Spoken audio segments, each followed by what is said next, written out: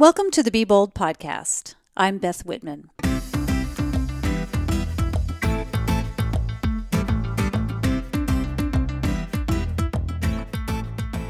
The Be Bold podcast is where I feature conversations with women who have inspirational stories to share.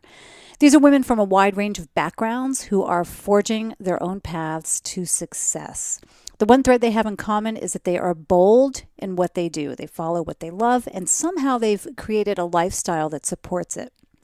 Please take a moment to subscribe to the podcast in Apple Podcasts, Stitcher, or Google Play and leave a review. And that literally just takes a couple of minutes. Maybe more importantly, please introduce someone to the podcast whom you think might get something out of it that will help build our Be Bold community. Before I introduce today's guest, just a little side note, I am headed off to Papua New Guinea this week. So I'll be taking a little break from the podcast until I return at the end of the month. So enjoy the rest of your summer, everyone. You're going to love this conversation with Sapana Chandra. Sapana is a healthy food and lifestyle blogger at Real and Vibrant. The site's dedicated to supporting people to live their healthiest life. She's also a certified holistic health coach and food photographer with a focus on plant-based nutrition and holistic wellness. Sapana's work has been featured in Thrive Magazine, Clean Eating Magazine, Feed, Mantra Yoga and Health, and her photos have been featured on major social media outlets, including Whole Foods, Williams-Sonoma, Cooking Light, Self, Mind Body Green, and the Huffington Post. I first came across Sapana when I was paging through Thrive magazine. Thrive's a magazine that's focused on plant-based living, and that includes food, of course. I saw a huge spread of Sapana's photos from her Instagram account, and I was like, wow, like these photos are so beautiful.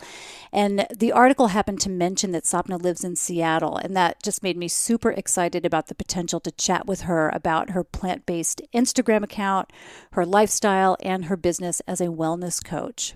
And throughout this conversation, I just was really inspired. Sapana has a really compelling story about how she came to a plant-based, in other words, a vegan lifestyle after growing up vegetarian.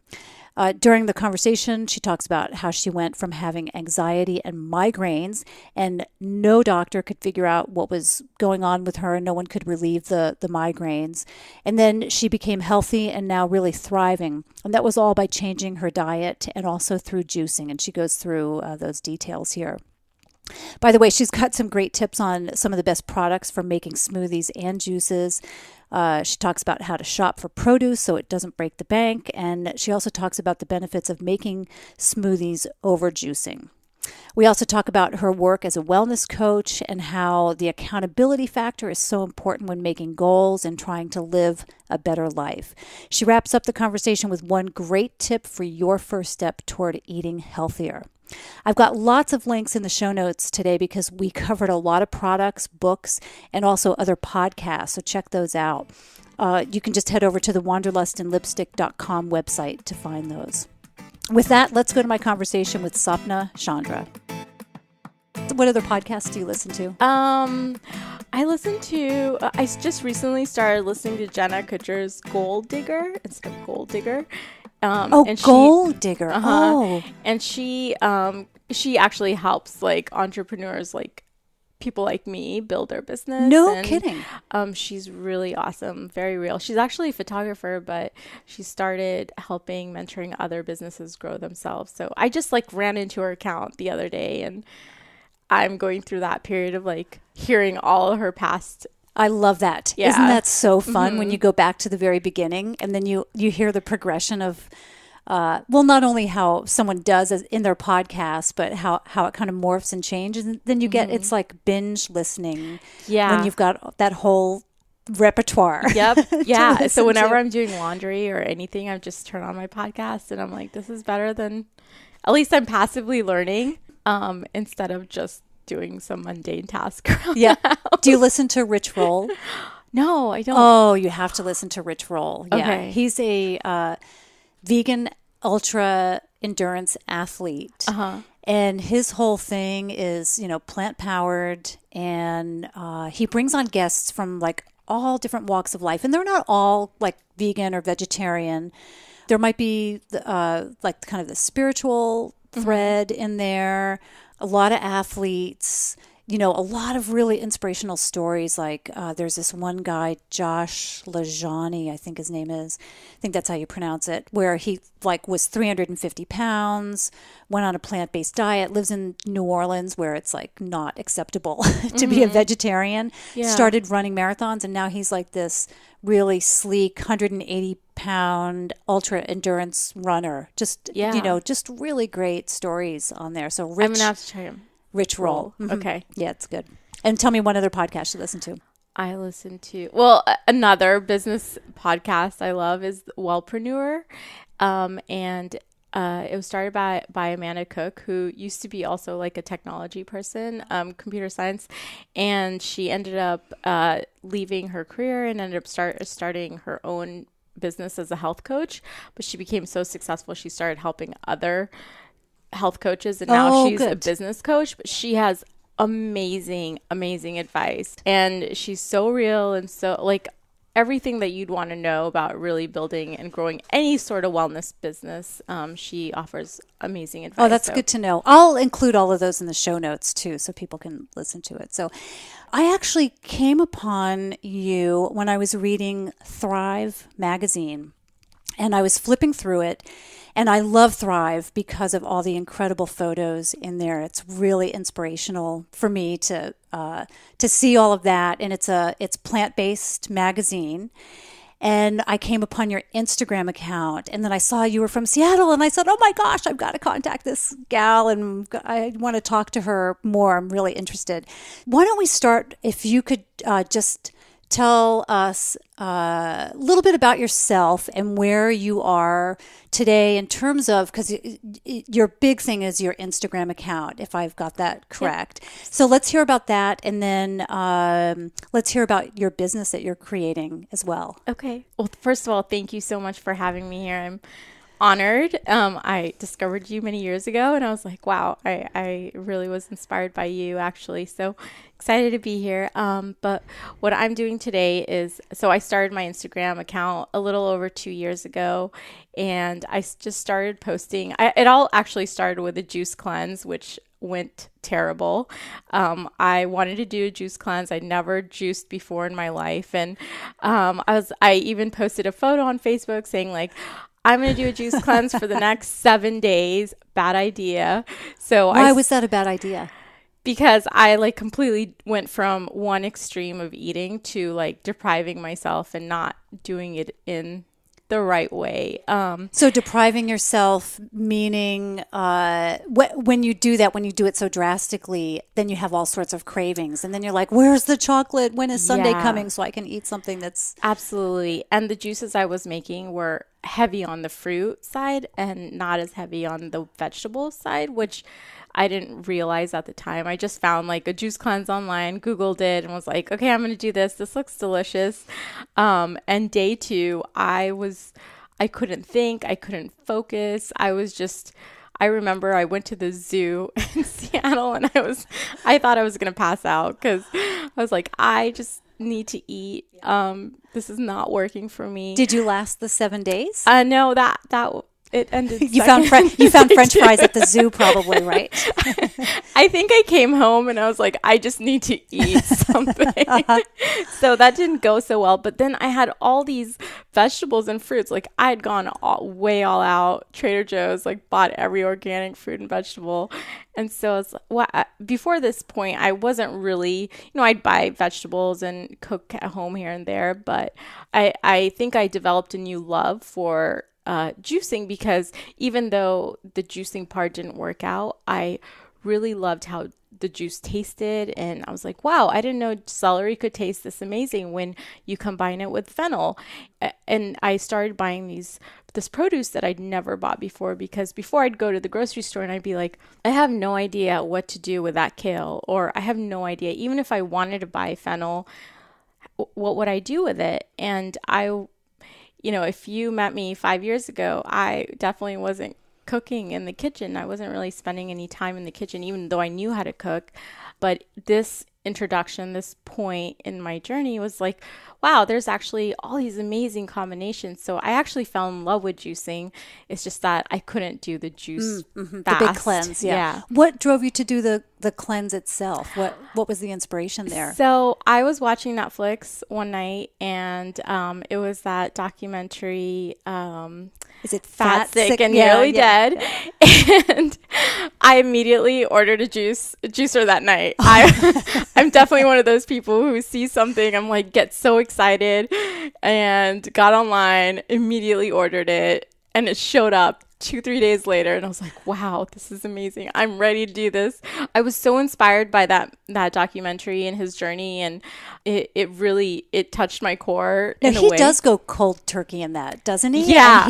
And he dives in. I think, isn't his a 30-day fast? Yeah, his was 30 days. But then I think he kept going too. Oh, for sure. Yeah. So I was just so inspired by him, and I actually got to see him in person when he visited Seattle months later, actually a few months later, and I was like, yes, you're the reason I got into juicing.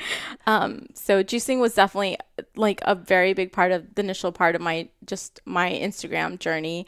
And as I started juicing, then I started making more salads. I started cooking more. And then I realized how good I started to feel. I started to feel more energy. I'd actually suffered from chronic migraines for over a decade of my life. I have been to every type of doctor, taken every sort of medication for my migraines, and nothing was helping. And all of a sudden I started seeing them decline and starting to disappear. And I was like, wow, what am I doing right now? Like I'm not taking any medications. Like, I'm just making changes to my diet. And that was it for me. It was such an awesome transformation. And you just stumbled upon it. No one said, go home and do this, Sapana, because this is... No, I have been to so many like specialists over the years. I have driven miles to go see doctors who work in this area, and the cure was always, or the treatment, there's not a cure, but like the treatment was always, here's a prescription, try this. And then that prescription would come with all sorts of side effects. And I had this long document where I'm very like analytical, and I love spreadsheets. I love documenting things. And so I had I would go to a doctor and I'd be like, here's my entire health history. It would be like 10 pages long, every medication I've taken, every side effect I've had. And because I was so serious about finding a cure for myself, because it was really affecting my quality of life. And it doesn't for most people, but it never occurred to you that this might be diet related, or that it could be, you could get rid of some of those symptoms that you were having, like the migraines, through your diet. It was just something that you happened upon. Yeah. See, the thing is, like, back then I thought I was eating really good quality food. I would go to nice restaurants, expensive restaurants, and you just have this trust that like, hey, I'm eating here, I'm spending like X amount of dollars on my food. That means my food is probably and good for you, really, and good for me. Right. And I've been a vegetarian my whole life, and so I didn't really think that food. It's not like I'm eating fast food every day or anything like that. So for me, like food wasn't really something that I was inspecting, although I was looking at different potential triggers that could be like the scents, that like perfume I'm wearing, this and that. So I would track all those things, but nothing was making a difference until I started just eating real food cooked at home, and I cut down the sugar in my life. I read one of the Michael Pollan books, and I can't remember which one because I've read them both, but I can't remember which one it was. And I just remember reading, and it's crazy to think that it took me so long in my life to figure this out. So, because it was in the last 10 years or so, I remember reading that food is supposed to give you energy, not take it away, because for forever I had been saying like, oh, like let's go out to brunch and we'll go have waffles and then we'll go home and take a nap because we're wiped out from the waffles. And we just take that for granted that is an okay thing. And then when you really start to think about it, it's like, wait a minute, like the juicing, it's supposed to give us energy. And we, as a society, we just aren't tuned into that way of thinking.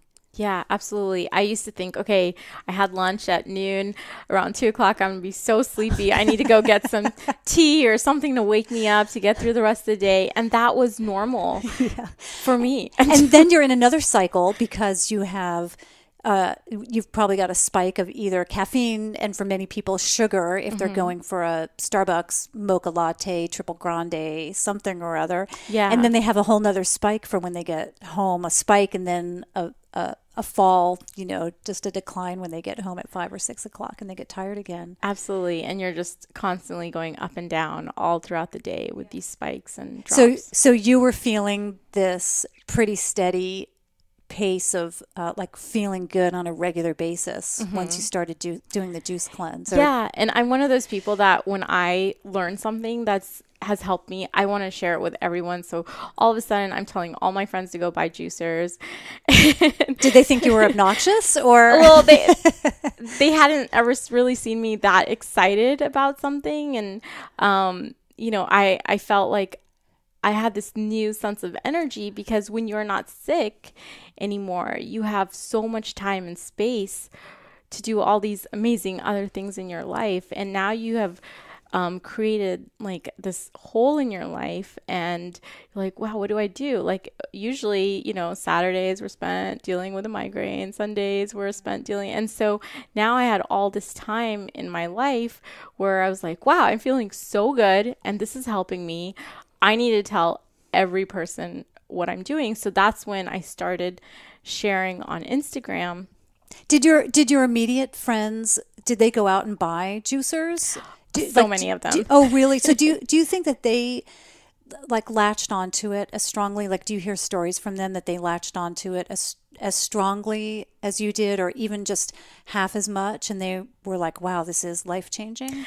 Yeah. So a lot of my good friends started making changes as well. They also started doing a lot of the things I was doing, and I started noticing their health improve as well. And that just fueled me even more. I was like, wow, it's not just me. Like me cutting out sugar has helped me. And so, my other friends who also suffer from migraines, they started cutting out sugar and it started helping them as well. And so it was just this amazing like ripple effect where I'm learning something, it's helping me, I'm sharing it with someone else. And a lot of times I don't even know directly how it's helping them, but they'll go tell another friend and then it starts helping them. And it's pretty amazing how it works. But I was just so excited about these changes that I was seeing in my life that I was like, okay, I need to at least put it out there. And also to hold myself accountable. That was really the biggest thing for me, was because I'm a person who gets really excited. And then, like a week or two later, I'm like, all right, yeah.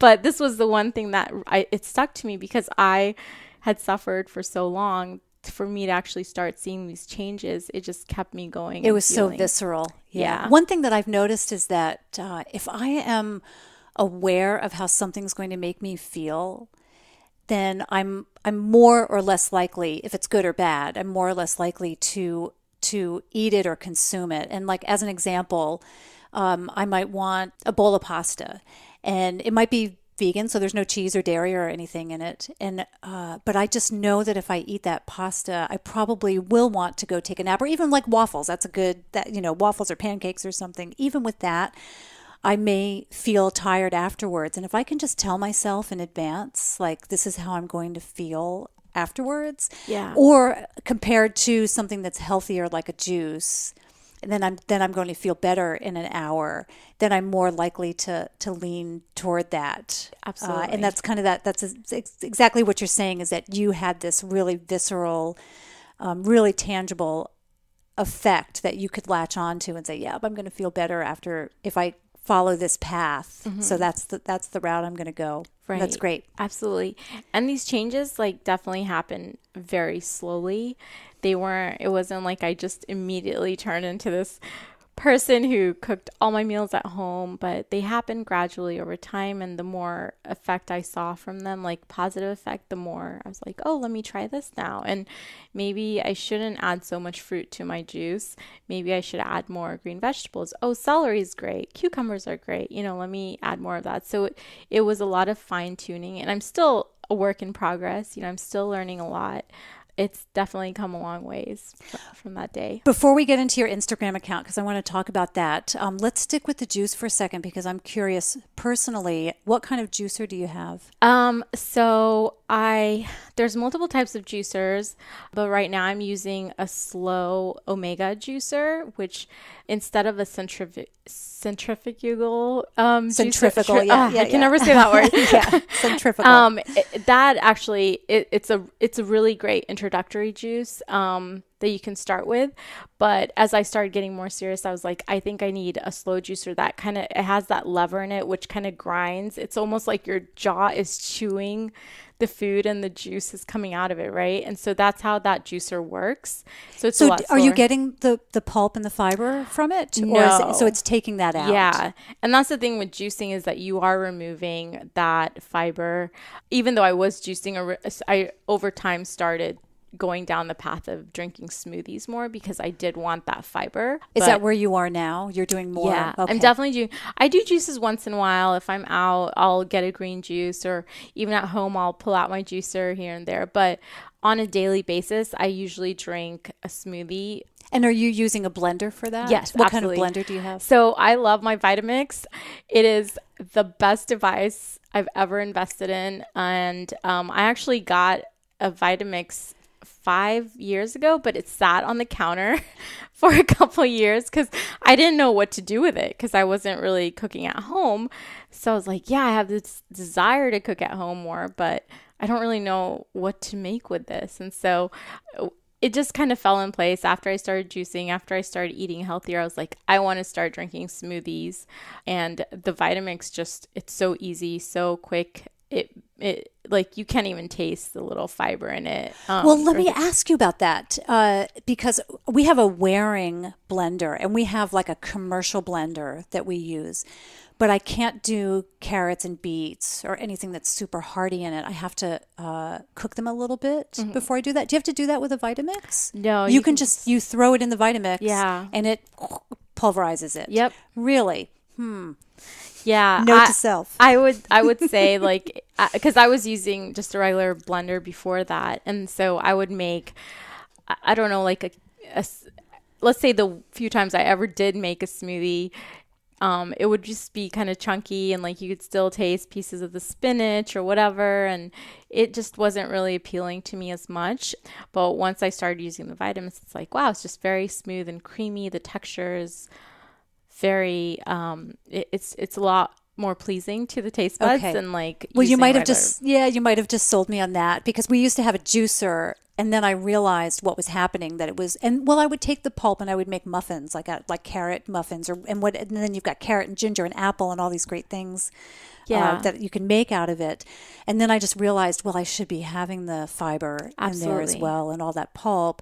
So then I use the blender, but I just know that I'm more apt to have a fruity smoothie with like protein powder in it, because I have to do that extra step with the celery and the beets and the carrot to get it soft enough. And still it's chunky, and I don't mind the chunks, but it sounds good. Maybe I'll have to check out the Vitamix. Yeah. Okay.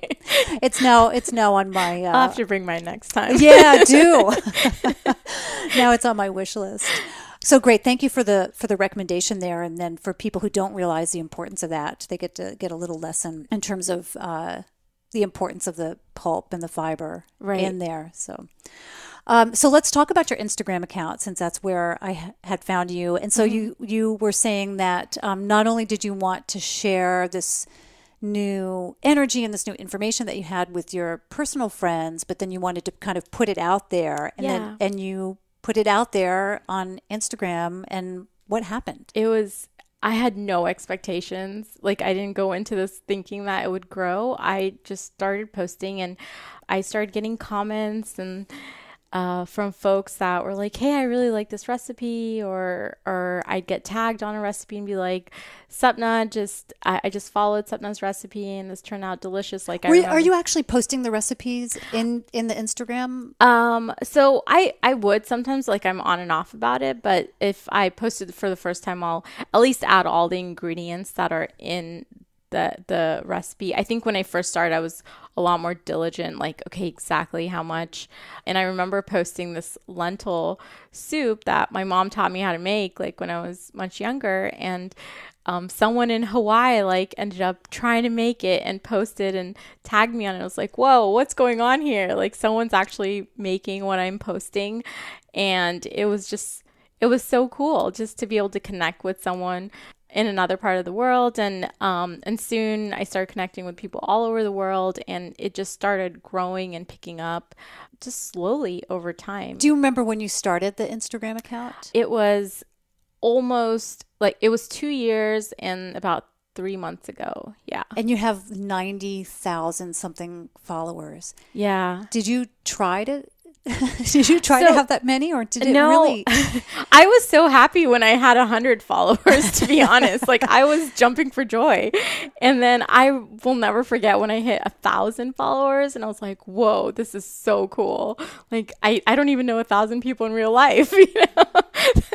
So what happened? Like, was there a moment, like maybe you got mentioned in a particular article, or did it just really grow, like, no pun intended, organically, where just people started talking about it and sharing and sending it to their friends? So I think what happened, it did grow organically, but I don't think, a lot of times, like, people ask me, like, well, how did you grow so quickly? I didn't actually grow that quickly. Like, I remember it took me a year just to get to like 5,000 followers.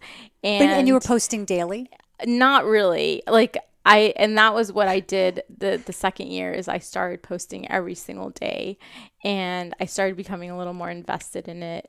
But it just kind of happens, if you keep doing something consistently every single day. And then what I was doing was I started posting consistently, and then I just made sure that I was engaging with anyone else who, like, left a comment or wrote a comment or did something. And so that's kind of how I started building that community. And I would get featured by bigger accounts like Whole Foods or other accounts, and then all of a sudden I'd have more followers. And the thing about Instagram is, like, if you go to an account and you see that they have 90,000, you're more likely to follow that person than let's say the exact same account and they only have like 100 or 200. Yeah, you're less likely to follow. So there's a tipping point, I think, that at some point you start to build faster. So it took me a year to build those first 5,000 followers, but then after that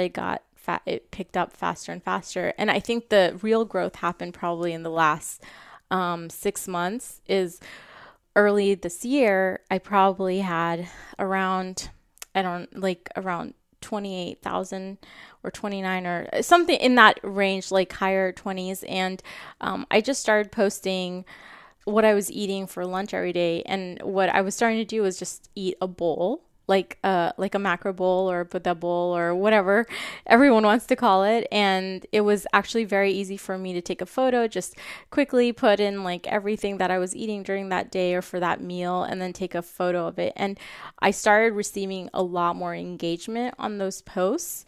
I was like, oh, okay, my audience really likes these bowls, so let me What were you posting previous to that? Just different stuff. Like one day it'll be a smoothie, another day it'll be like a snack, another day it'll be a salad. But you got really consistent. Yeah, I became a lot more consistent because that's what folks were really starting to respond to. And I was like, oh, this is actually the easiest for me because this is what I'm doing eating. it. Yeah, this is what and I'm you can eating post for while lunch. you're eating it too. Exactly. That's exactly what happens. I'll be like making my lunch, and then I'll take some photos, and then like as I'm eating it, I'm like Of course. I can see it because I would be doing the same thing. I'm like, oh, this is easy. Or sometimes I'll be like eating it as I'm taking the photo.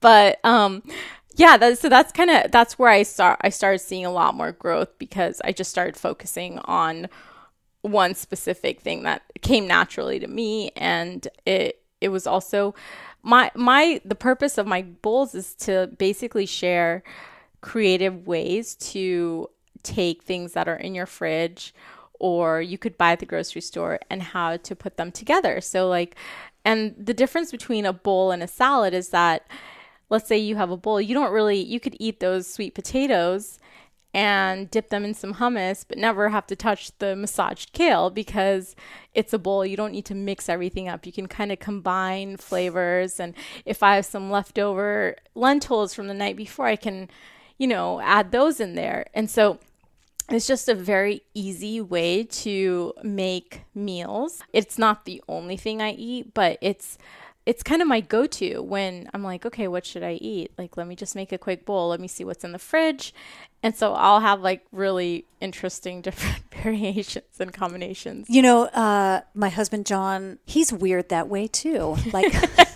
I always thought he was just weird because we'll have salad and then he'll just go in the fridge and he puts his sweet potatoes in and then his black beans, and then I'll have fried up a little tempeh or tofu or something and put that in because I've gotten to really like a warm protein in my salad. I discovered that a couple of years ago and I'm like, this is brilliant. This is delicious.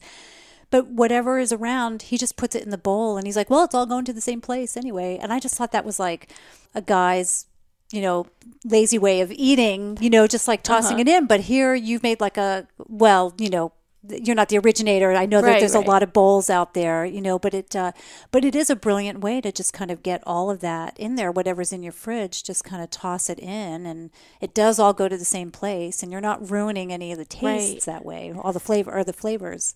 Absolutely. Because before that, I was looking at a recipe and I'm like, okay, I'm going to make this specific thing. And even I still do that, but I'll add that to my bowl or I'll use it as a leftover item the next day. But here it's I'm wasting less food now and eating everything in the fridge because I can just throw it in a bowl. That's a great point. Yeah. And it's just simple. So let me ask you about, because you are using more vegetables, as you said earlier, you got away from using just more fruits in your juices or smoothies, and you're doing more of the vegetables. When I go to the grocery store, and I do hear this a lot about plant-based eating, that it's so expensive. And I disagree with that because I know you can go buy a huge bag of lentils and it ends up being 25 cents a meal, when you factor it all out. But I do think when I go to buy veggies, I'm like, really? $1.50 for a cucumber? And I want to use half of that cucumber in my juice, and then $1.50 for an apple, and it does add up. Yes. So what do you do to offset those costs, or what would you recommend people do that to make it affordable for people to have a juice a day? Right. So the things that I've learned over the past couple of years is trying to keep my meals seasonal. So I'll buy different fruits and veggies when they're in season. And that was a concept. I was the person that'd be buying strawberries random times of the year. And that never really clicked in my head until the last couple of years when I was like, wait, I should actually be eating what's in season. Well, it's a completely different taste, isn't it? Yeah. When they're fresh. It tastes so different. And then I also, another thing is, I try to be smart about where I'm shopping as well. So I don't always go to the most expensive grocery store. Well, you mentioned Trader Joe's. I love going to Trader Joe's. They have, especially here in Seattle, they have so many organic, wonderful options. While their produce may not last as long, I try to buy only what I'm going to be using in the next few days or the week. And that keeps me accountable to use it up within the next 4 to 5 days. So with the Trader Joe's stuff, do you think it doesn't last as long because it's organic, are you saying? Or is it just the shelf life of a Trader Joe's produce is a little bit different. Maybe it doesn't have the same preservatives in it. So while it's organic, a lot of their produce now is organic, but I think it travels a little further from like I'm not sure where all of their produce is coming from. So it might come from Mexico as opposed to California. Okay. Yeah. So, but a lot of their stuff does come locally or from California or, closer by. But I think that's the reason why it's a little cheaper to also eat some of their veggies. Okay, but still organic. I know they have organic. They have a huge organic section. And there's so much variety. It's so convenient, especially when, I'm just going to throw that food in my smoothie and I don't really care as much for the taste. Whereas eating like you can't really compare like a cucumber grown out of your garden versus anything bought in a store. So I think it's picking and choosing your battles there and saying, okay, like if I really want to go all out and I'm going to make just a raw meal where the flavor of the tomatoes just really need to work in this meal, then let me go and get that tomato that's $3.99 a pound. If that's not that important, I'll go get these tomatoes from another store, which are much, much cheaper. Have you ever belonged to a CSA? I have not, but I've actually been looking into it because I have definitely been, I think I tried it once many years ago before I started cooking, and it did not go well because I ended up not knowing what to do with ingredients in the box. That's what I'm worried about. So for people who don't know, and I'm not even sure what it stands for, but the CSA is it's a cooperative of farms, I think, where you get a box delivered to you once a week, and you can split it with a friend or a neighbor or something too. I know people who do that. So if it is too much food for your household, but you don't know what you're going to get week to week. Yeah. And oftentimes they do put recipes in to help you out, but it's all seasonal. Right. That's the big key, is that it's seasonal and you can get organic boxes. And it sounds like a great thing for people who are more ambitious at cooking than I am. Right. But also for somebody who's going to be juicing a lot. Yeah, absolutely. And I think it's a great opportunity to learn and introduce new foods into your diet that you may normally not prefer to buy at the grocery store if you just walk past them. So here they're delivered to you in a box, so you're more likely to be like, all right, let me figure out what to do with this beet. And especially if you have time for it too, Yeah. because not everybody has the time to cook or to figure that out. But if you've got the time for Absolutely. it, I think it could be good. So your Instagram account blew up, and it's in a very good way, and it's huge. And now you're inspiring people not only through the Instagram account, but now you've got is it a certificate that you have?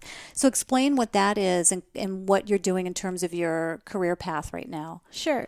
So I ended up so as I moved further along in this whole path, I started realizing like, wow, I'm, learning all these things, and Google can be a very confusing place when you start trying to Google and learn like, what is it that you're supposed to be eating? What is it that you're not supposed to be eating?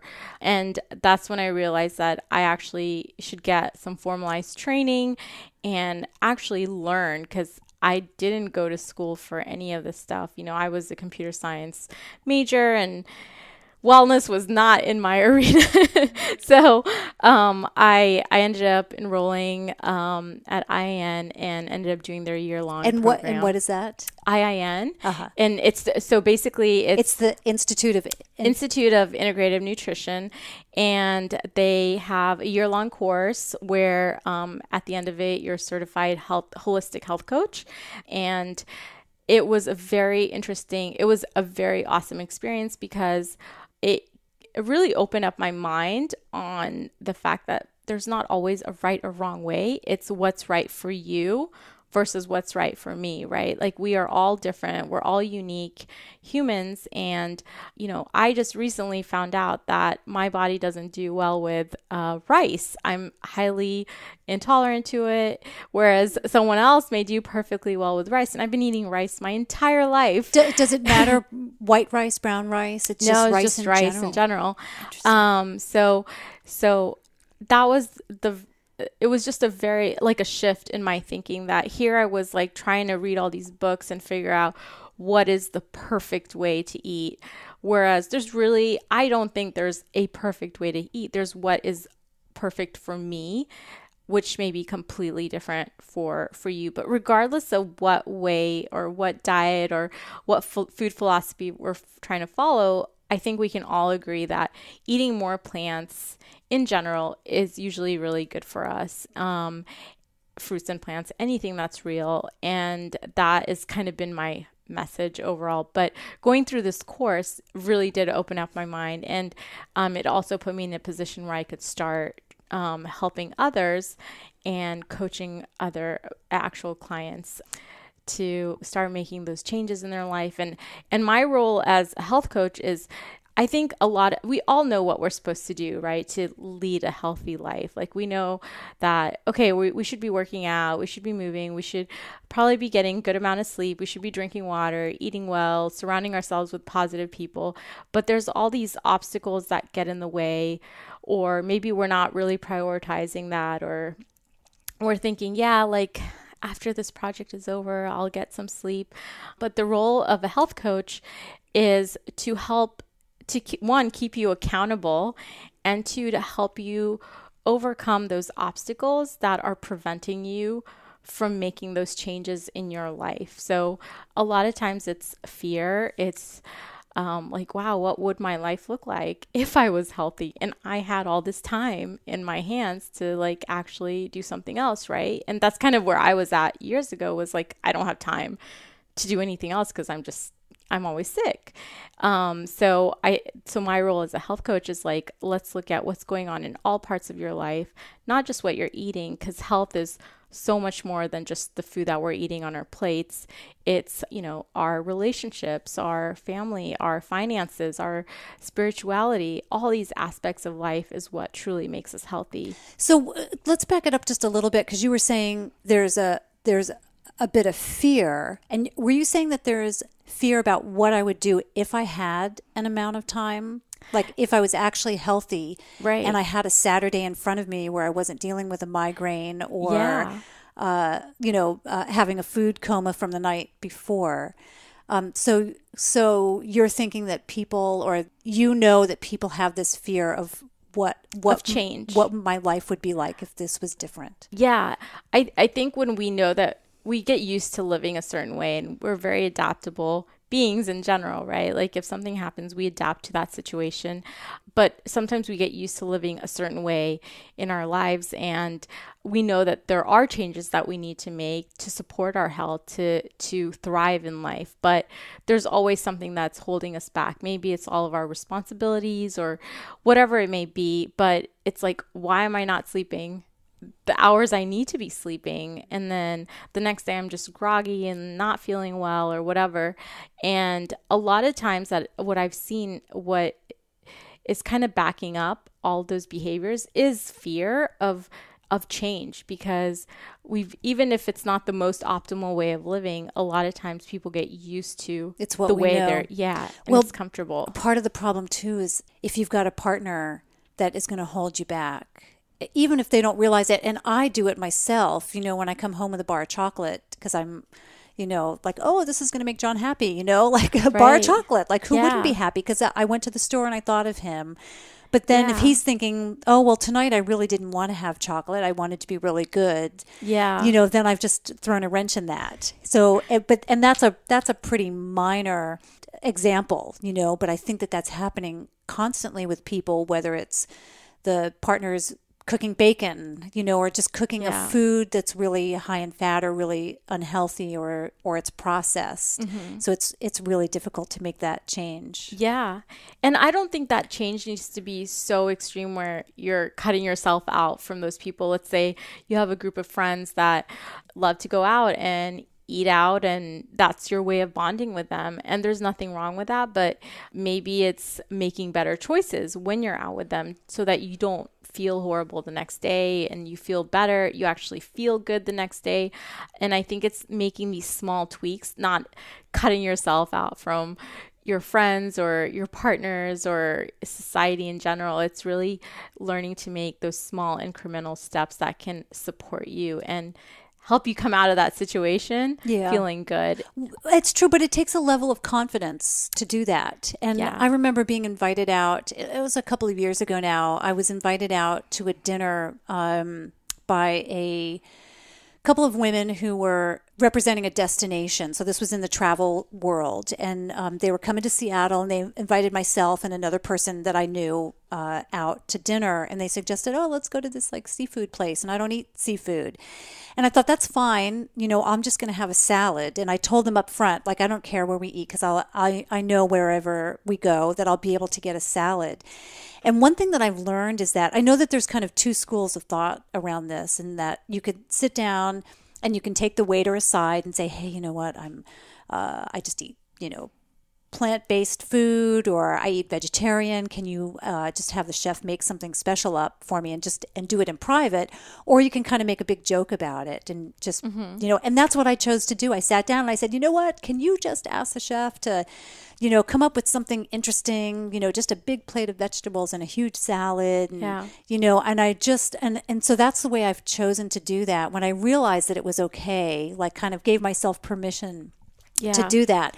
But I think that there are times when I miss out on things because people are going out for pizza, or they're going out for, you know, for seafood, and they know Beth doesn't eat that stuff, so get kind of left out. But then I just think, well, I feel better probably, you know, overall. I think I miss out on some opportunities. So there's an adjustment there, and there's a level of confidence that I think has to come with that. Yeah, I can absolutely relate, because I grew up in Kansas where there were not many vegetarians. And so I would go to a steakhouse with my friends, and it was actually not bad. Originally, I thought, I was like, oh, I can't go, because what could I possibly eat at a steakhouse? But often they have sides, like salad bars too. And their sides are incredible. And so, they have a salad bar. They'll have like amazing sides. And so I think that from an early age, I realized like, oh, there's actually so many different combinations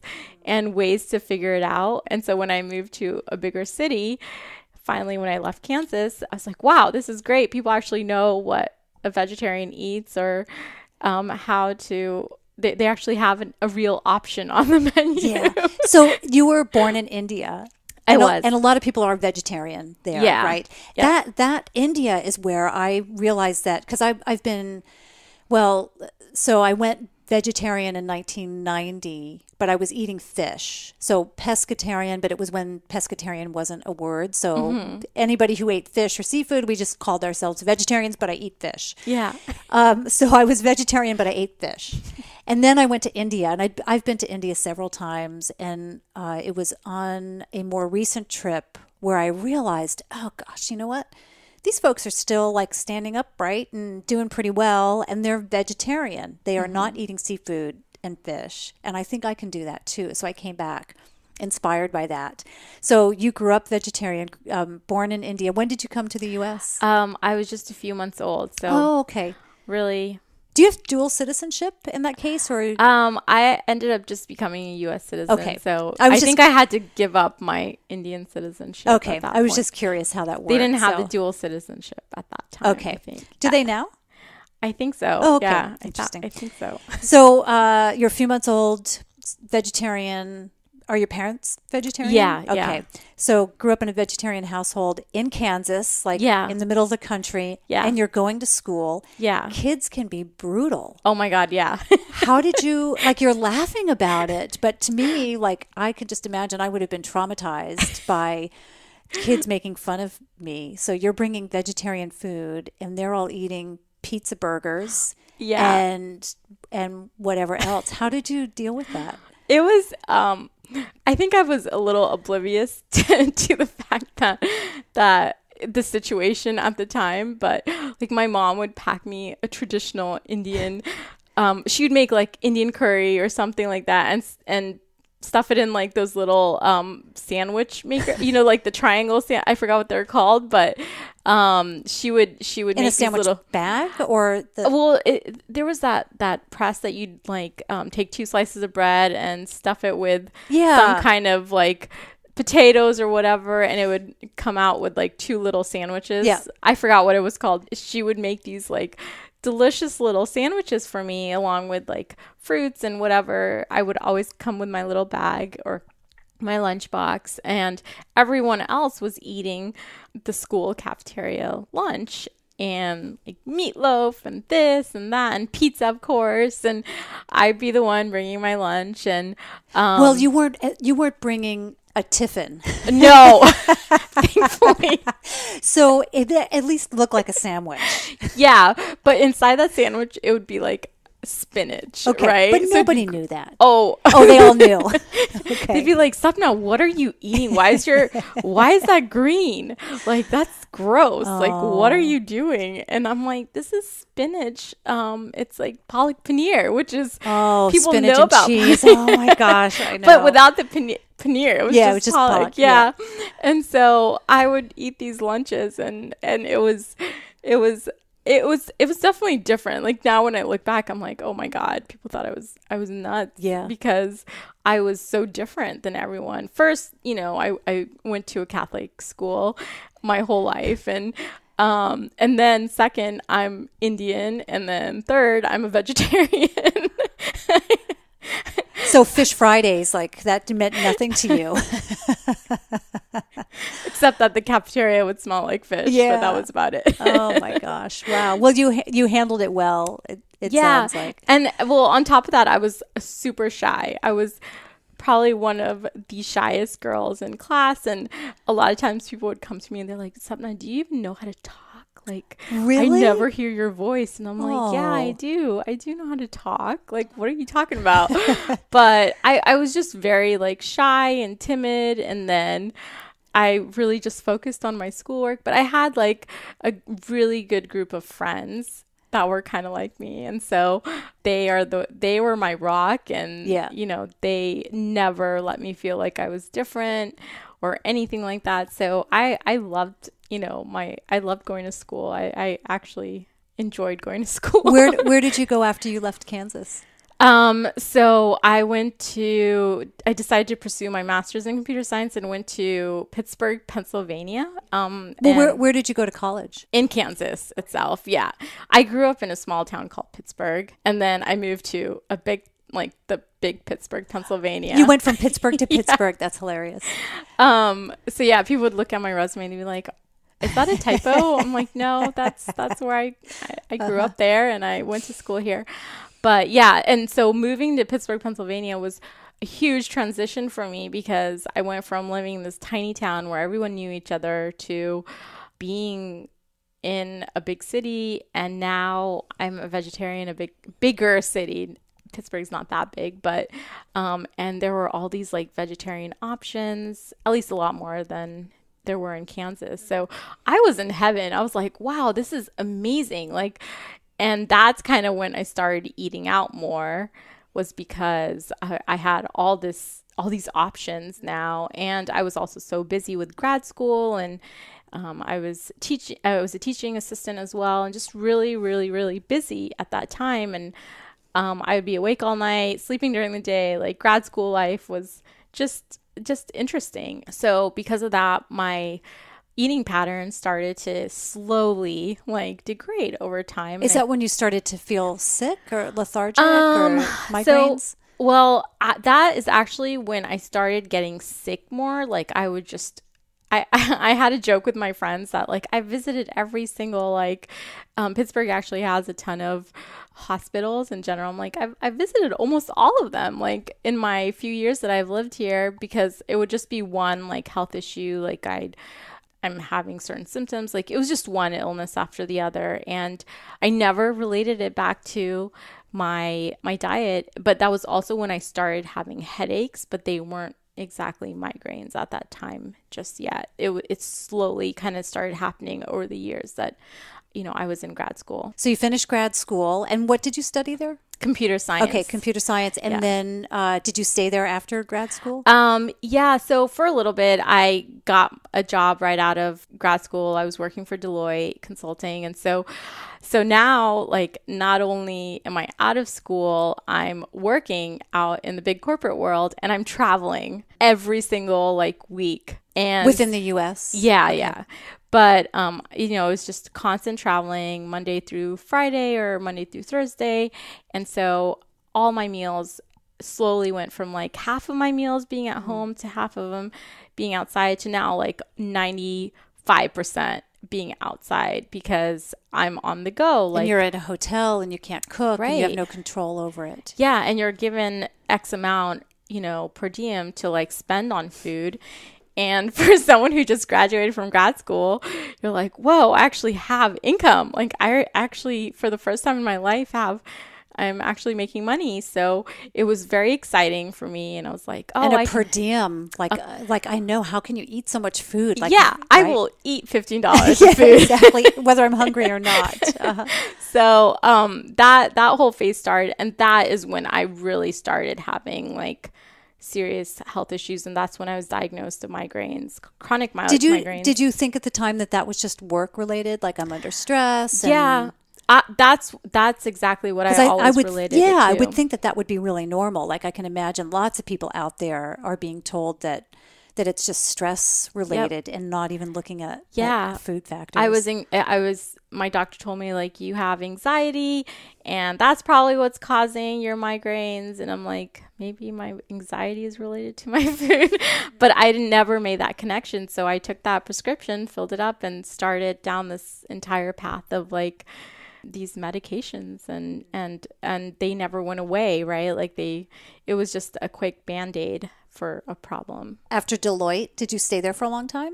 I stayed there for a few years, and then I decided that I couldn't like do the traveling anymore. I just wanted a home, like the same bed to come home to every single night. And so I moved to DC, and that was another step up, like from Kansas girl to, like slowly working my way up.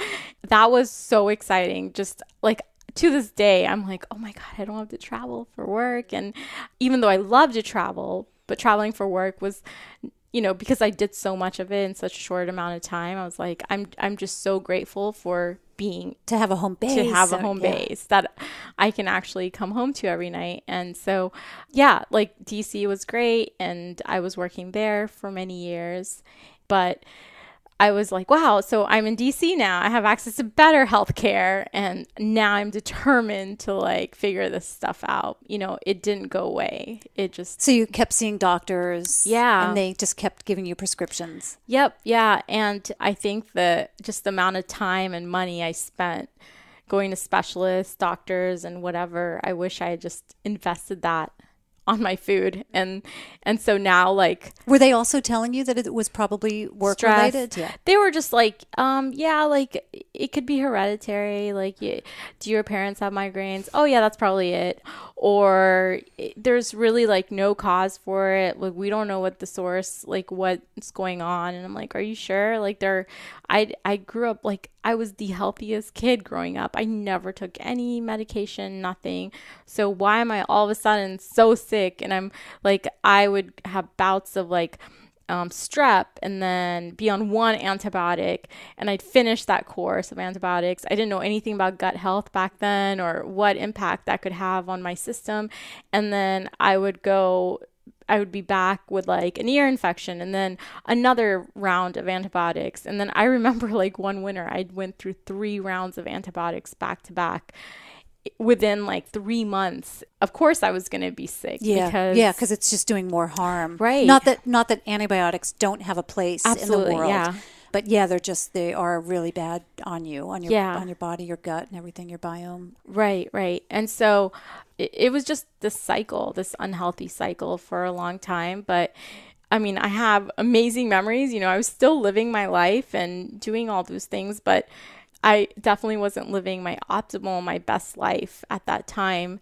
I was just getting by and kind of hoping that, okay, I hope I don't like have a migraine tomorrow. I hope, like, I went to a concert tonight and the music was so loud, I'm probably going to have a migraine tomorrow, but let me just brace myself for it. And so I think like it's meanwhile it might have been like the cheesy fries that you ate at the concert. It had nothing, because that's what I would have eaten, right? It had nothing to do with the loud music, right? But then you make that association and go, oh yeah, it was loud music and bright lights, and and then you start avoiding those situations, right? Like it's one of those silent diseases that people don't realize that can really affect your life in a way, and you don't even realize what's happening until years later. You're like, wow, I don't go to concerts anymore because I dread the day after or whatever. And so, but yeah, like all those things happen, but there was a lot of struggle. And so I totally can empathize and relate to people who have gotten sick and who go to doctors a lot, and because it really does affect you. It affects your confidence level, affects you kind of lose confidence in your body, and you're like, wait, why are you letting me down? Like, why can't I just thrive like other people around me? And so, had you seen any naturopaths during that time, or were you going to more like conventional doctors? So I did go to I went to an Ayurvedic doctor because my parents are Indian. So like they definitely encouraged me to see other options. And even when I went to India last time, I met some doctors there. I would try their treatments, and they would prescribe like a ton of pills, even like Ayurveda doctors. But you're still going back to your diet. Yes. Yeah. Oh, okay. Right. Right. So nothing was, I mean, to me, like when I look back, it's like, okay, I was putting all these medications, but I wasn't really addressing the fundamental issue, the problem that was actually going on and that I was creating in my body. So all these medications may help temporarily, and I'd be like, oh my God, this is it. This is like this new drug that I'm trying is like perfect and it's gonna help me. And then 2 weeks later, bam, you'd be back. Yeah. So what brought you to Seattle, and then what brought you around to realizing like, oh, like I found my own cure? Like, how did that come about? Yeah. So I got a job here. And that's what brought me to Seattle. And it was, I'd never actually thought that I would live in Seattle. Like I always thought Seattle was like this rainy, gray place that everyone was just, and I used to associate like Grey's Anatomy and right. other shows with it. Filmed in California. Right. But I never really imagined myself living here.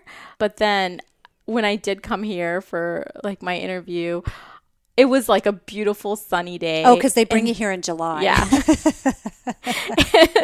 And I immediately just was like, whoa, it's not raining. And it is so beautiful. I haven't seen this many trees and just that lush greenery, and the air was so clean. Shh, don't tell people. Okay.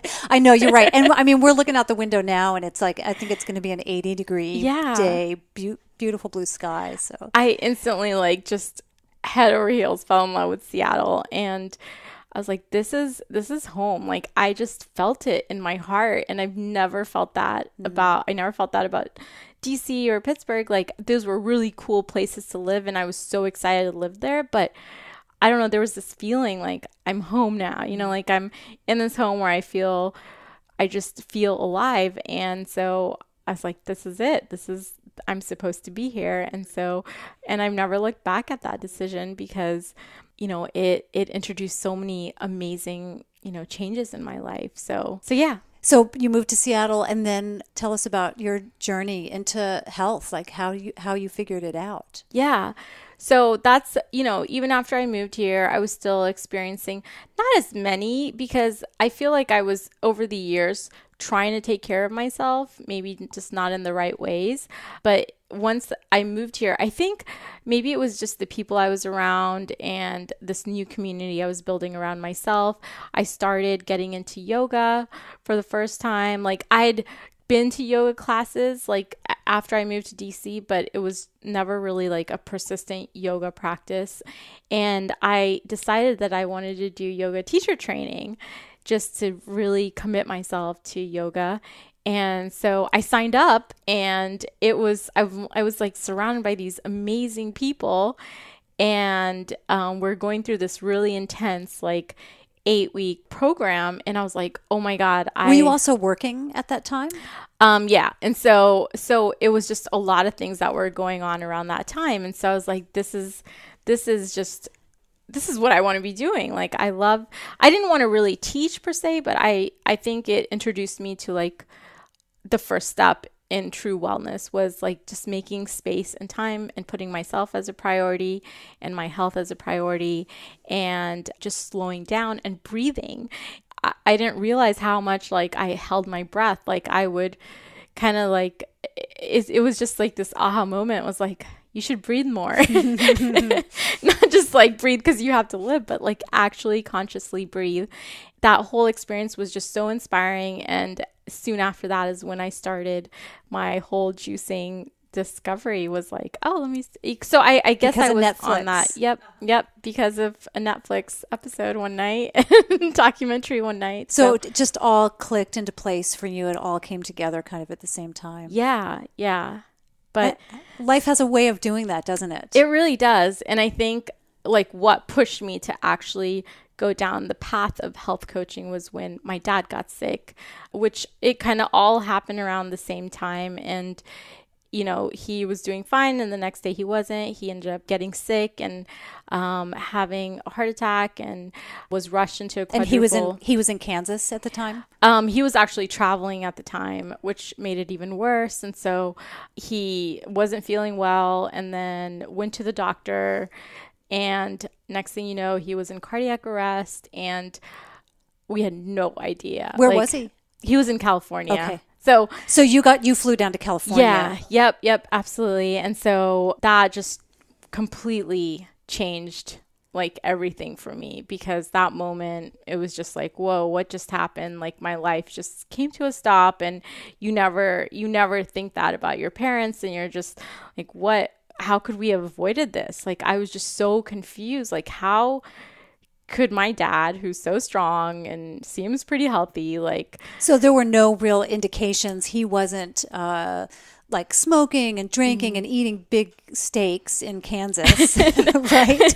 I mean, that he wasn't your typical person that you would think that would have had a heart attack. No. I mean, he's been a vegetarian his whole life. My parents cook all their food at home. So it's not even like my issue of eating outside, but they don't drink, they don't smoke, they live pretty clean lives and they buy organic. And I mean, there's not that many options still where they live, but still they're doing pretty well with that. And so it was just such a shock to me mentally. Like, how could this happen? Like, this makes no sense. Like, how does he have blocked arteries and everything like this? And so what did you find out? So what we found out was it had been building up over time, and heart disease is a very slow, progressive disease. And, you know, a lot of people have their roots and causes of it. Some doctors will say, well, it's hereditary and it's like you're predisposed to having it, versus other people it's like your diet and lifestyle. But diet and lifestyle is a huge factor in that. So while he was eating a vegetarian diet, he was definitely consuming high amounts of dairy and sugar. And all of those things have been linked back to heart disease. You know, there's not as much talk about sugar being a big factor, other than like we know that it's a factor in diabetes, but we don't hear about the bad effects of sugar in other areas of disease. Do you agree with that? I mean, I don't know if that's just me. Like I'm not. Yeah, you associate sugar with diabetes, right? And then heart disease with like eating really fatty food, but I think it's starting to become a little more known. Like there's definitely more information that's being relayed out there, but he was definitely eating a ton of sugar and just a lot of high amounts of dairy. And even if it was organic dairy, for him, it was definitely putting him in cheese and milk? He didn't even eat that much cheese. It was just milk and like yogurt, like homemade yogurt. I guess over the years, it slowly built up, and then is he off the dairy now? Oh, yeah. So that's actually what inspired me to move towards a more plant-based lifestyle, was because I started learning about the impact of dairy and what it can do to your body, and also like all these other things that he had been eating, even though he was eating them at home and buying them. And that's when I was like, Dad, you need to be off of dairy. You need to like take a break from dairy. You need to cut down your sugar and just stick to like real food, like simple plants and vegetables and fruits and legumes and beans, and just stick to the basics.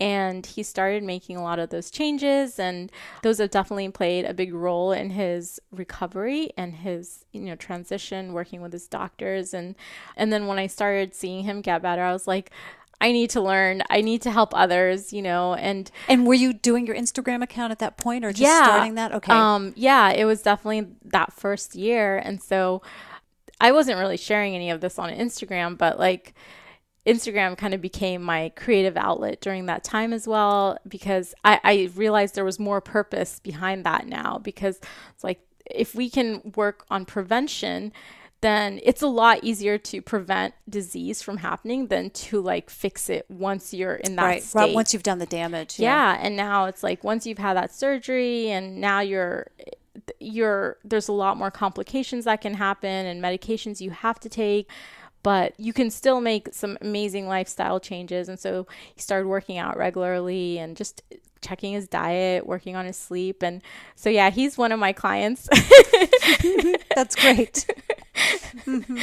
But yeah, I was really proud of him for like, because I think it's really hard to make those changes when you've lived a certain way your entire life. And so I'm really proud of my dad for making those changes, because it's a big deal. It's a big deal. Like for me still, I can make those changes, but like at his age, like it's a lot harder to make those changes. So I was like, yeah, you go, Dad. Yeah. I think that people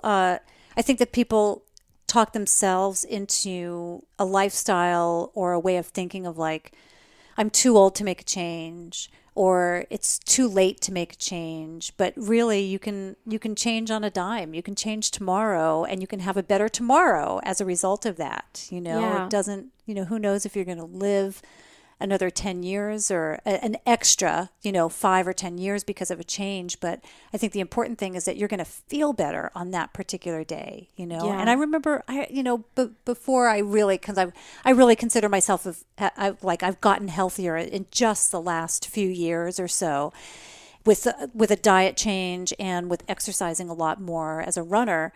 And I remember people kind of poo-pooing my own vegetarian lifestyle, years ago. And they would say, yeah, like, so what? You may only live a little bit longer than me, and I'm having more fun than you. And really, like, I started to realize, yeah, but you're like having to take a nap in the afternoon. You're not feeling well. You're not feeling optimal or vibrant, which is a great word that comes up a lot with you, is that it's living a vibrant life. Yeah. And I think people just throw up their hands and think, that's not for me, or it's too late or whatever, but it's never too late. Yeah. Why bother? I used to live for the moment, in the moment, and not think about like how I'm going to feel tomorrow. So I'd be like, who cares? Like, I'm going to order those nachos and those fries. And not that I don't indulge on those things even now, but it's like, it's very different, and my approach to it is very different than it used to be. Before it was just like, yeah, whatever. I don't care how I feel tomorrow. And now it's like, wait, Sapna, like, how is this going to make you feel? You know that from your past history that this actually makes you feel awful the next day. Do you really want to do this? I feel awful an hour later. I was down in Santa Fe recently, and it's difficult to eat vegan down there because there's just so much cheese and the food is really wonderful. Yeah. But I had nachos one night, and I could feel it. Like, I felt a little uncomfortable that night, and then the next day, my stomach, I felt so sick at a dinner that I had with my group, because I do a culinary tour down there. And my stomach was just like in knots, it was just terrible. And I thought, that's like, it's really sad, but that's the last time I'm going to have nachos with cheese. I'll have some other kind of, Right. cashew cheese or, plant-based cheese, but that was kind of a sad a sad time. Yeah. And cheese you is like realize so that. hard. Yeah, I know, especially melted cheese on nachos. It's all good. Yeah. Are you familiar with Rhonda Patrick? We were talking about podcasts earlier.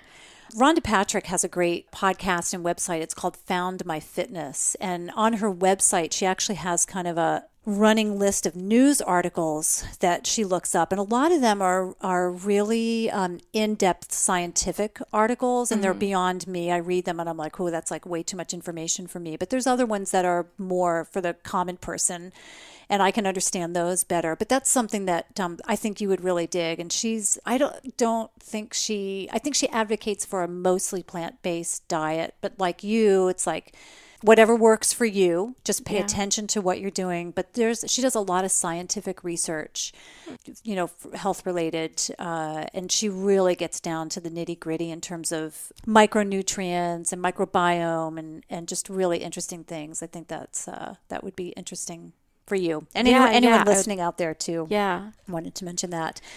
What's your typical day of eating? Like you mentioned, you'd have like a Buddha bowl, or you'd have like a bowl food for lunch. What's your typical day like? How does it start, and what do you eat? So every morning whenever I wake up, I usually have a glass of warm water with some lemon in it. And that is like the secret. I talk to so many people and I ask that question. They're like, I start with water, like lemon, like with lemon juice, and that is the secret. The secret juice isn't it? Yeah. Like, isn't it like just the secret power trip for people? And my mom used to do that when I was growing up years and years ago, and she I was knew. like, what are you doing? But so that like jump starts your system, right? Yes. Yeah. And just like when you drink really cold, I used to drink really cold water first thing in the morning, but that kind of shocks your system. And some people say like that's great for you, but I think like warm water, it's closer to your body temperature. It's just a little more soothing. And plus there's so many benefits of the lemon. And it's just this amazing way to start the day and also get you going. And just there's so many benefits of it, but it's kind of also become like a little morning ritual for me. I'm not even doing it as much for the benefits, but just like it just feels really good. And I'm not a coffee drinker, so for me it's like having something warm in the mornings. It just feels good. Sometimes it's tea, and then do you drink a black tea or a herbal? Definitely an herbal tea or like green tea or something like that. Whatever I have so many teas in my cupboard, like. I can't even, there's a lot of them. I have a problem with that too. So whatever I'm in the mood for that day, or sometimes I'll skip that completely. I just try to listen to me and like what I want instead of being on like a very strict, because that doesn't work for me either. Or just being on autopilot. Yeah. So it's kind of like, what do I feel like drinking today? And then I'll be like, all right, do I feel like having a smoothie? Usually I'll drink a smoothie because it's convenient. It's such an easy way to get like some, green leafy vegetables early in the morning, and then get some protein, some good healthy fats, some fiber, and it's just a very balanced, easy way.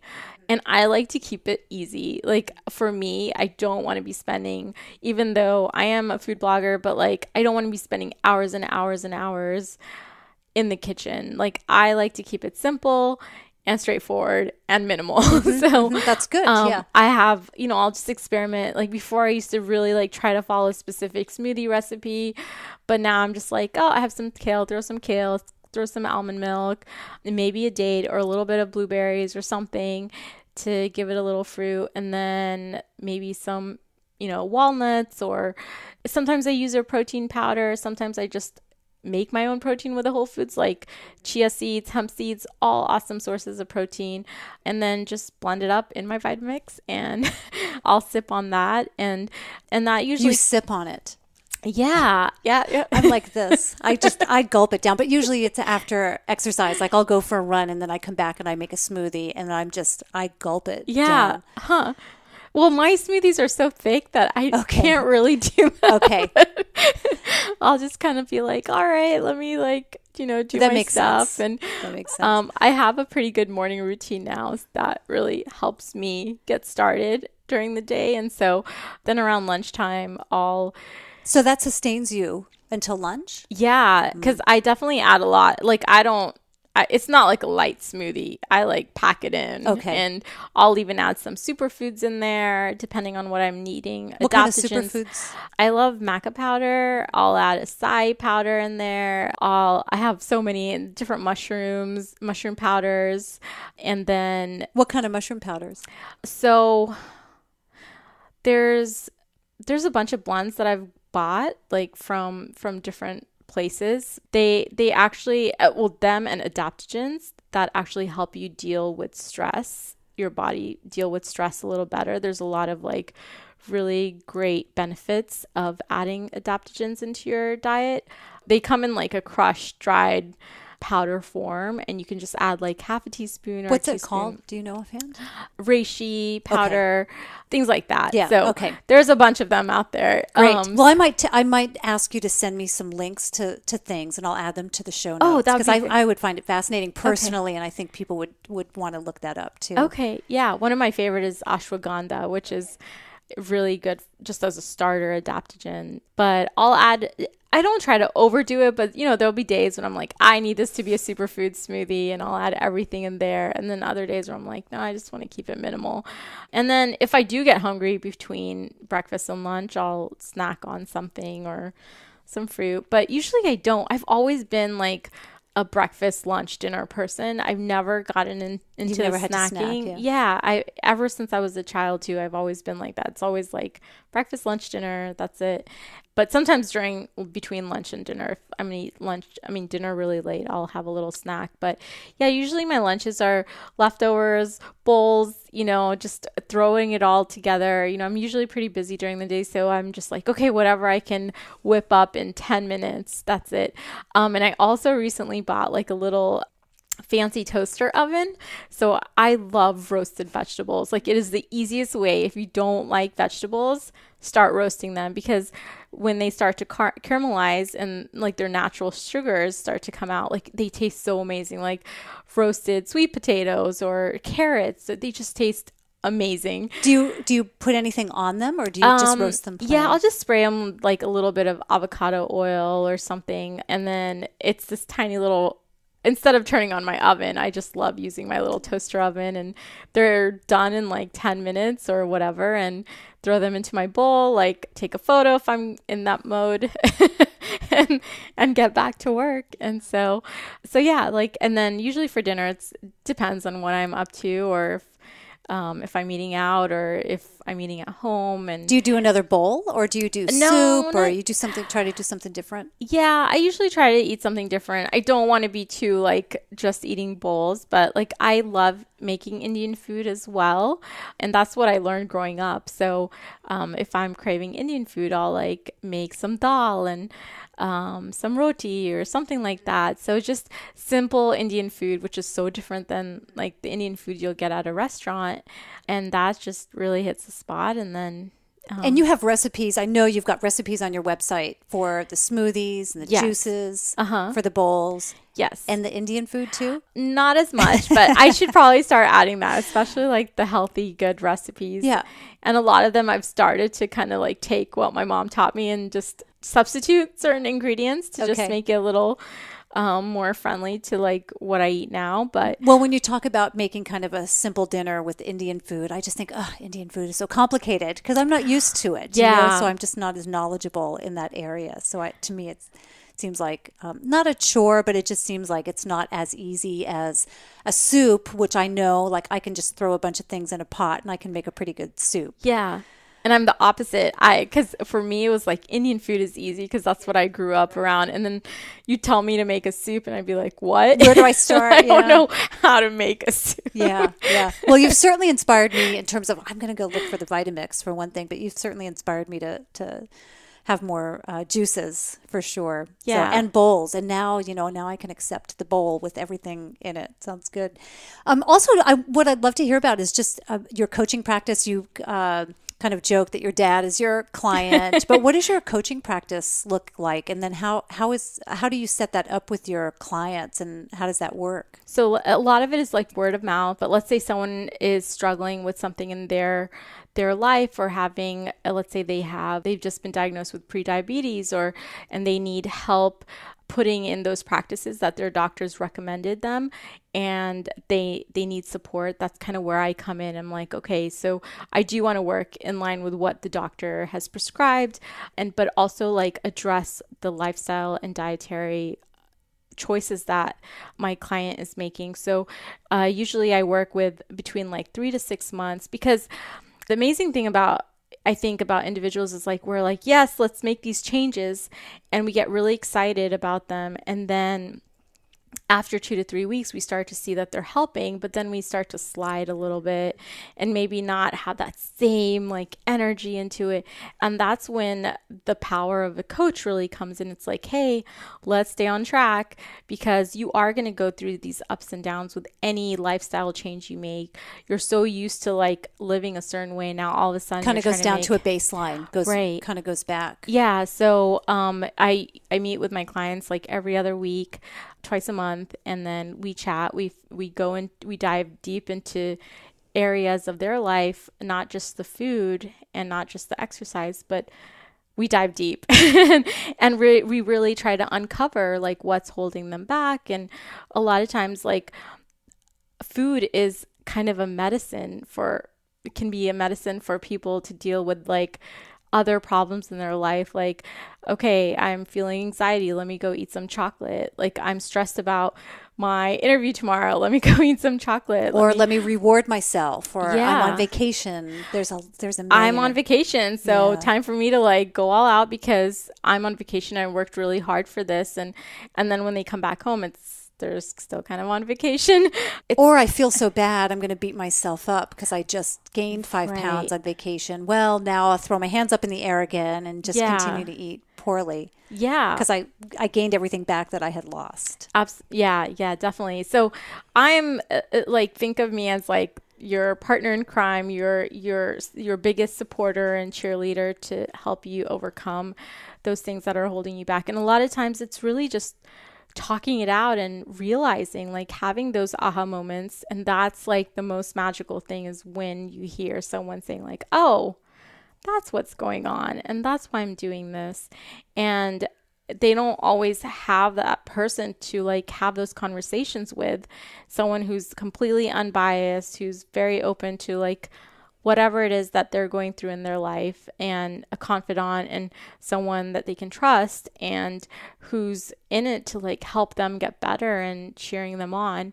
It's very like powerful, those interactions. And when I first started, I was like, oh, this is so hard. I need to learn like every dietary theory, and I need to learn like the pros and cons, but it's actually not about that. It's about something a lot deeper, which I believe that everyone has the power to help themselves, and I'm just here to help them, like support them along. But it's really, my client who's doing the work and figuring it out, and they have to have the desire to make that change. And if they don't, what's actually holding them back from making those changes and living their best life? And 2 years ago, like, I remember writing down for New Year's, my goal was to become my best self.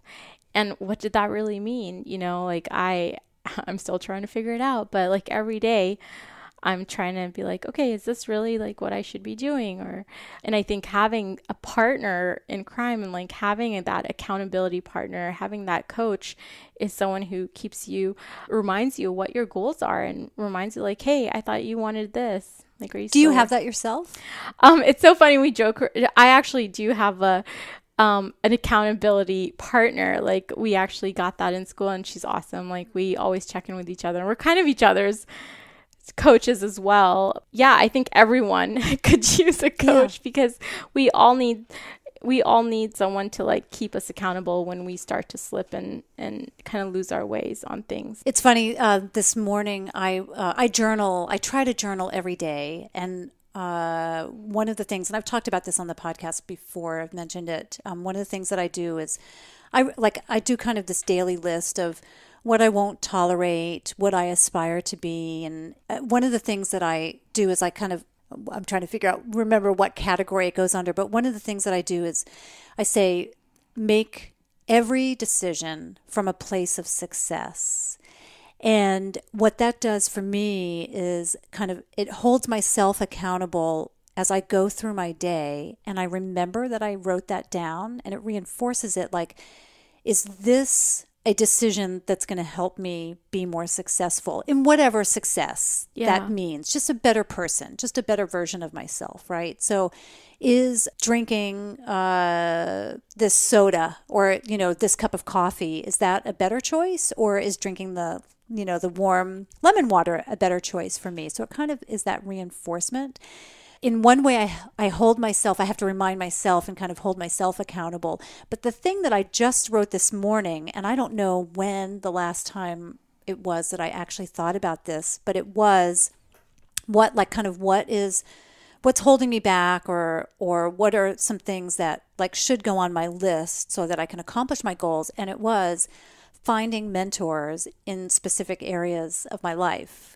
And whether that's business, like you listen to podcasts that are like the Wellpreneur that inspire you, that's in a very significant area. And then you've got somebody who's holding you accountable in person for another area, or maybe somebody who's helping you with your food related stuff in this area. And I do think that that's really important to have, like a mentor or just a partner to say, like, doing a weekly check-in, how are things going here? And that's really good. It makes such a difference because the weeks can just fly by, and soon you're like, whoa, it's another year's over. And I really wanted to do this one thing last year. And it's gone. Yeah. Well, that's great, the service that you're providing to people. And especially because you have so much knowledge, and because you're living it every day with the juicing and the healthy eating, that you are an example to people. And so if they get stuck, all they have to do is come to you or go to your website, look at your photos, and then they find that inspiration. And that happened to me. I was looking at your Instagram account and I was thinking, holy mackerel, like, I've got that stuff in my fridge, but it does not look that beautiful, for one thing. So like, I want to make a beautiful bowl now, and then it just makes it so much more appealing to eat it too, when it's so lovely. So it's so interesting. I just finished up a plant-based cooking course through Ruby, which is an online program, it was amazing because it really taught me how to cook instead of just following recipes, but the science of cooking and the art of cooking, so that I could develop my own recipes and everything. But it really changed, just how I approached it. But one of the first things I learned was that people eat with their eyes first. And if you take that bowl and you do spend like an extra minute, and I'm also a very artistic person. I think I've always been since I was a kid. So I think this is just that part of me surfacing. But for me to just take a bowl and be like, all right, let me add a sprig of mint and let me throw some something else in there and put it all together and just present it in a nice way. Someone else is more likely to eat it than be like if it was all smushed up or just not as visually pleasing to the eye. So. I recently had, as part of our culinary tours, this was one circumstance in New Orleans and one in Santa Fe, where we went into the home of a chef, and she prepared these amazing meals for us each destination. So these two women, and the food was great, but the presentation was amazing. And I just thought, I could do this. Like, I could make this food. There's no real secret. And she's got a cookbook, so I can read the cookbook and figure that out. Yeah. It was the presentation. And I look at my dinnerware, which is lovely dinnerware, but it's not the beautiful white, the beautiful white dinnerware that then really shows off the food, which makes the difference. Just like in a presentation, it does. So when you eat with your eyes and you look at that and you go, wow, that's gorgeous. I'll eat that even if it's broccoli. yeah, right. Even if it's broccoli. I'll try it. Yep. Do you have any, just maybe some quick tips for someone who is currently on a typical American diet and what they might do to just improve like a small step, because you talked about small steps. What's a small step that someone could take that would improve and make them more vibrant and better versions of themselves? I think one of the best things that someone could do is just adding a little more of something that they know that they enjoy eating. So let's say that I'm on a typical standard American diet and I actually love the taste of oranges. Instead of worrying about all the other things that I shouldn't be having in my current diet, let me just add more oranges. Let me eat one every single day, and see how I feel. So it's taking that first step. Just instead of focusing on, oh, I need to remove all these things from my diet and I shouldn't be eating those fries. Go ahead and eat those fries. But let's just take a step at a time and add something that you actually enjoy, because it's not sustainable if you don't enjoy it or if you don't find a way to enjoy it. So start with something you actually enjoy, which could be that fruit or a specific vegetable that you enjoy eating, or just drinking more water, but kind of crowding out all the other stuff over time instead of trying to start from a place of I need to get rid of stuff. That's a great point. I really like that tip. I want to go back to something that you said really briefly, and I wanted you to keep going in that vein of thought when we were chatting before, but I wrote it down and I because I want to come back to it. You said that, I think you said it never occurred to you that your anxiety might be related to food. When we were talking, I think it was specifically when we were talking about DC, you were talking about trying to figure out what was going on, and they said, oh, you've got anxiety. Yep. Right, but you hadn't made the connection that it might be food related. Yes. Did you later figure out that maybe that anxiety was caused from food? Yeah, it's so even today I can tell days that if I'm eating certain foods, I can feel I just feel more anxious about life, versus days that I just eat good quality food and I'm oh yeah, everything is figure outable, right? And we can figure this out. But yeah, I never made the relationship back then. I thought, oh great, I've been diagnosed of having anxiety and that's just a label I need to live with now. And I would or use I need that to meditate or do yoga or figure out some stress reduction. Right. Figure out how to manage my anxiety. And that was kind of the message that I kept hearing is you need to learn how to manage your anxiety. And I was well, I am doing yoga and those things do make me feel good. Is there a way to even prevent the anxiety from happening to begin with? And I'm a pretty happy-go-lucky person. I've always been pretty chill and optimistic. And so I'm why do I have anxiety? Is it just surfacing out now or something? And so it was so cool to see as I was starting to make these changes in my life and just eat more real whole food, I started cutting out the sugar, especially. I started noticing that I wasn't thinking and going down that rabbit hole like I was before. And sugar's my trigger too. For anxiety. Yeah, for sure. And sugar is hard to avoid. It's in everything. It's in practically everything. And so becoming more aware of it and cutting out the processed food was probably one of the biggest steps I took. And not that I've completely cut them out or anything like that. It's just that cutting them down and taking those steps to say, yeah, those Oreos are not serving me. No. Yeah, it's for me it's and I just discovered this in more recent years too. It's sugar and caffeine. And I used to drink tea, caffeinated tea with kava in it. Put the little kava drops, because the kava is a relaxant, right? Yeah.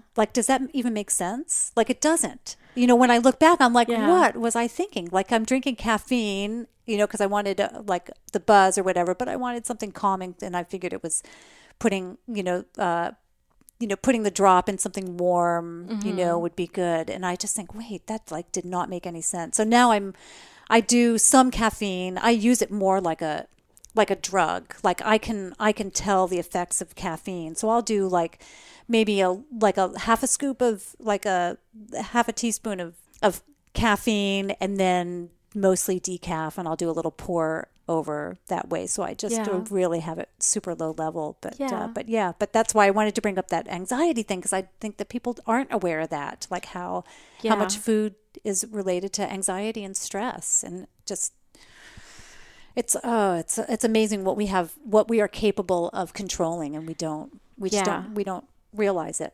I think a part of it is just not knowing. Yeah. And then even after you know, it's like kind of hard to give up certain things and say, well, but I really like eating those cookies. Well, we're surrounded by it. So we think that it's okay. When you see at the grocery store checkout line, and it's like, on both sides, like it's all chocolate bars and high-end chocolates. And you think, well, that's got to be okay for me. They say that dark chocolate's good for me, Yeah. Right. Yeah, but it's not great. So, I mean, in the big picture, it's not great. So a few things as we wrap up here. Can you tell me what's your favorite recipe? I'm sure you know it probably off the top of your head for like a juice or a smoothie. I love just taking a cup of almond milk and then adding maybe a cup of or a handful of kale, and then maybe throwing in a date and throwing in some chia seeds and blending it. And that's kind of like my default. It was the first smoothie that I started with that I really started enjoying, like green smoothies. Yeah, not just that sounds like a smoothies. little like a cup, like not even a cup full. Is it pretty small, or do you? Yeah. Make a big batch? Or I'll make. Usually I'll like add water to thin it down, or like add more. But yeah, it depends on how much you're making. But if I'm making it for the morning, I'll like probably add 1 to 2 cups. And the funny thing is, like, I'll add all these things, and then I'll be like, oh, this is too thick. Let me add more water or add more almond milk. And soon I have no idea how much almond milk is actually in there. But next thing you know, I need like 2 big mason jars to fill it up. Yeah, right. And then you've got it in the fridge, and you can sip on it all day then, right? Yeah. Mm-hmm. And then, are there any books that you can recommend that people might want to check out? I think one of the first books that I read, actually, just to learn more about what was in my food, was the China study. And that was a really good book. And then also other authors such as Food Babe. I don't know if you've heard of Food Babe. Yes, I do know Food Babe. Yeah. She was actually one of my first books I read also. And I was like, whoa. She's a little controversial, isn't she? Yeah, she is.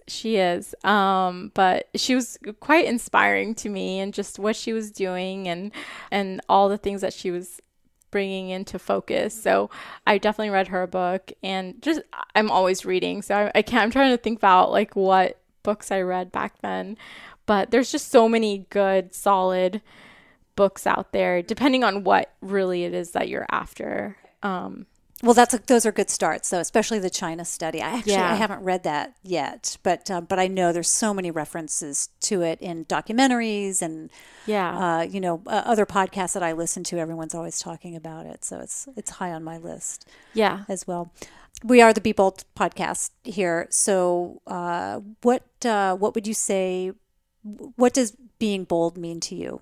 Being bold to me means moving forward and taking that step forward, even when you're afraid of what's going to happen and you're fearful of what could potentially go wrong in taking that step forward, but you just do it anyways, and you know that no matter what, you'll be able to figure it out and navigate as needed. So I think a lot of times we do things in our lives where we're terrified, but you just keep moving forward, and you're like, because when you look back, you're like, wow, I can't believe I did that. I'm so glad I did that. I'm so glad I started that Instagram account 2.5 years ago almost. And because if I hadn't, I used to be such a private person and never wanted anything online. Now here I am doing something a lot more and helping public. So many people, right? Yeah. Along the way. I think what's difficult is that I think people make decisions and they don't even realize that it's a fear-based, that it's coming from fear. I think they don't make decisions or they don't make changes and they don't realize that it's fear. I think that analyzing, like when you have a seed of a thought and analyzing why you're not following through with it, I think that's when you realize it might be fear-based. And then when you go through it, then you can look back and say, oh yeah, I was afraid to do that. But I think like making a change to a healthier diet, I think most people would say, oh, I'm not afraid to, I just don't want to. I think that's the initial thought. But I think like the work that you do, when you start uncovering that, peeling back those layers. Yeah, you start to realize that it is probably fear-based. But I think it probably takes a person a long time to get to the point to admit that it's fear that's driving them or not driving them, that's keeping them where they are. Yeah. But it's a good point. I think it's not as easy as just admitting that it's fearful, because I think people don't realize what their fears are. Yeah. And I think once you admit it, it's a lot easier to move through it than not even realizing it exists, and it's the root cause of what's holding you back. Well, we'll end on that note. And where can people find you? They can find me anything Real and Vibrant. I'm on Instagram. Real and Vibrant. Yep. Okay. And my blog at realandvibrant.com. And I'm on other social media channels as well, but not as active as Instagram. But or you can email me at hello@realandvibrant.com. Great. And I know from my own Google search that if you just Google your name, Sapana, Chandra, that you come up pretty easily. Yes. And probably the same for Real and Vibrant as well. Super. So we'll find you there. I'm going to jump off and go order myself a Vitamix here, because now I'm totally inspired. And then next time you come over, you won't have to bring your Vitamix. I'll have it here. Awesome. And we can make smoothies together. We can walk down to Trader Joe's, because we're lucky. We got a Trader Joe's here. We'll walk down to Trader Joe's and get some stuff. So Thanks so much for coming today. Thank you for having me here. Doesn't she make you want to just go buy a Vitamix and start juicing and eating veggie bowls? Her tips are so practical. And while I haven't picked up my Vitamix yet, I am still planning on it. I'm just still kind of shopping around for one right now. I am now keeping smoothies in my fridge and trying to sip on them throughout the day. So that was my big takeaway. A reminder that if you like what you hear, please subscribe to the podcast in Apple Podcasts, Stitcher, or Google Play, and leave a review. Those reviews really do help the podcast to get more exposure and will ultimately help us grow our Be Bold community. I bet you know a few people in your world who would also enjoy today's episode and this podcast in general, so please do share. Podcasts are a new thing for some people, so if you've got a friend who doesn't know how to download them, take a moment to give them a lesson. You can find out more about me by visiting wanderlustandlipstick.com, and you can find all the show notes there as well. Also, check out wandertours.com. That's where you'll see the tours I lead around the world, as well as our culinary tours to Santa Fe, New Orleans, and Seattle. And while those aren't vegan, there are vegan elements to some of those. Sign up for my newsletter on the Wanderlust and Lipstick site, and you'll receive a series of tips for making your travels safer. You can friend me on Facebook, and I'm WanderGal on Instagram. If you know of any high-performing, adventurous, philanthropic women whom you think might be a good guest, shoot me a note or leave a comment. And finally, the ladies can join us on the Be Bold Facebook group. That's where you'll find our growing community. It's where we share goals, talk about our setbacks, and where you can find words of encouragement and inspiration from others. Thank you for joining me for another episode of the Be Bold podcast. Until next time, be bold.